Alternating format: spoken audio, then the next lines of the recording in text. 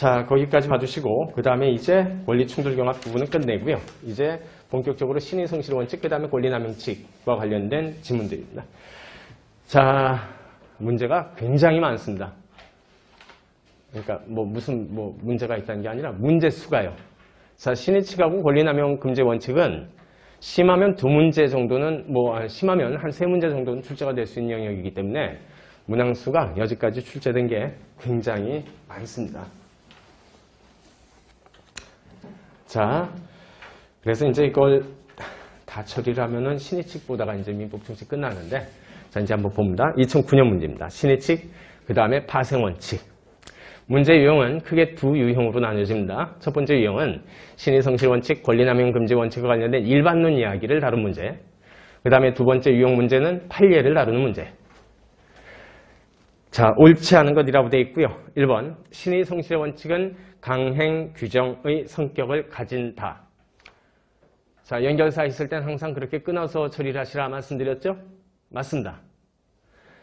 따라서 당사자의 주장이 없이도 법원은 직권으로 판단할 수 있는 직권조사 사항이다. 맞지요?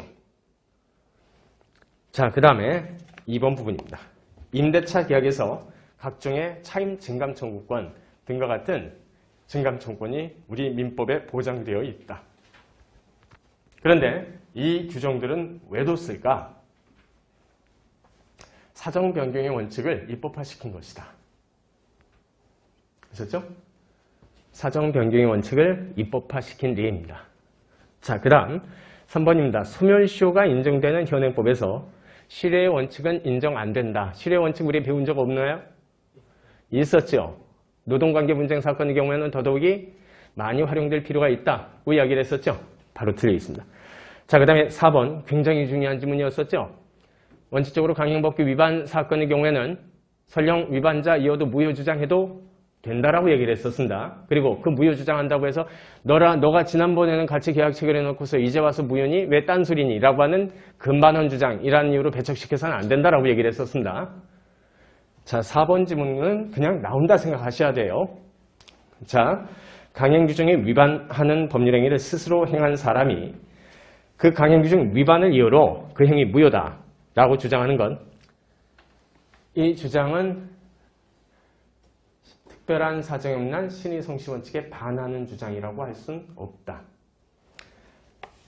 자, 그 다음에 5번 모순 금지의 즉 금반원의 원칙, 이것도 신의칙의 한 파생 유형이지요. 자, 그 다음에 15번입니다. 10년 문제 부분이고요. 자, 신의칙 또는 그 파생 원칙에 해당하지 않는 것, 이런 문제 나오는데 틀리시면 절대 안 됩니다. 그냥 문제 주는 건데. 이제 이런 형태의 문제는 이제는 안 나올 거예요.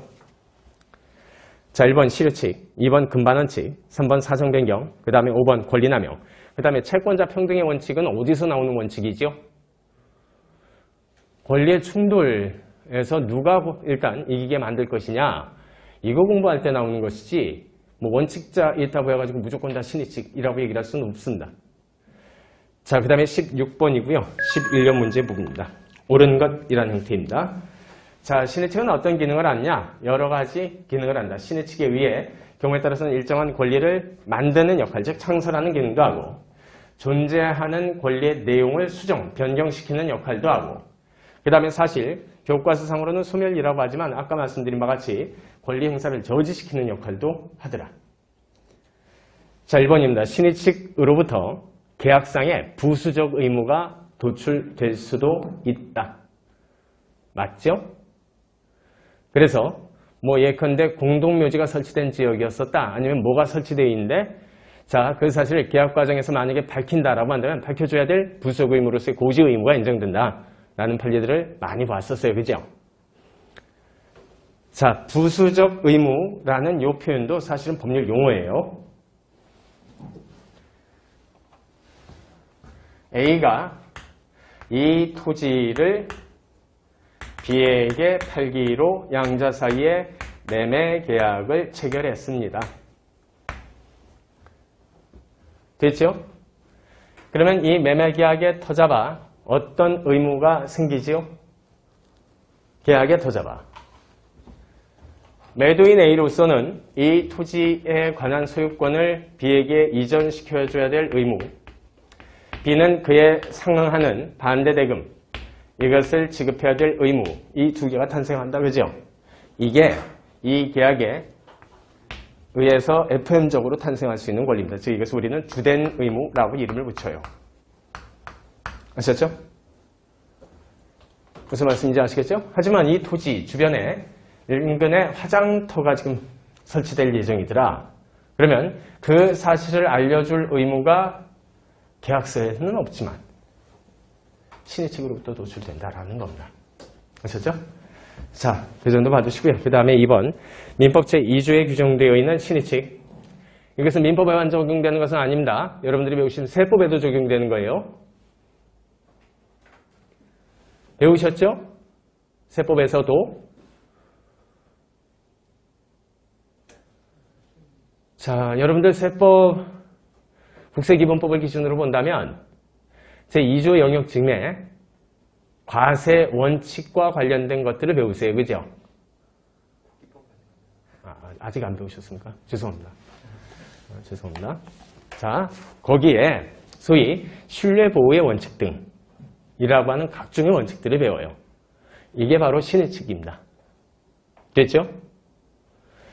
자, 그 다음에 모든 법에 전부 다 신의 측은 대동이 되는 겁니다. 자, 그 다음에 3번 신의 측의 파생 원칙인 사정 변경의 원칙. 우리 판례상 인정된 경우 많지요. 없다가 아니라 없었으면 배울 리도 없고. 자, 그 다음에 4번 신의 성실 원칙 위반은 당사자의 주장이 없어도 법원이 직권으로 판단할 수 있는 법원의 직권 조사 사항이었었다. 그러니까 뭐 4번도 틀렸다라는 것은 이미 우리가 기출 봤었고요. 그 다음에 5번 신의 성질 원칙은 강행법규적 성질은 없고 임의그 법규적 성질만 있다? 이 말이 뭔 말일까요? 두 당사자들 사이에 각서 썼다. 우리끼리는 신의 측이라는 말 하지 말기. 말도 안 되는 거죠. 강행규정이라고 얘기를 했었습니다. 당사자들 사이에 이와 반대되는 약정을 맺었다 해도 그 반대되는 약정 자체가 무효가 되는 강행규정이라고 해야 될 것이다.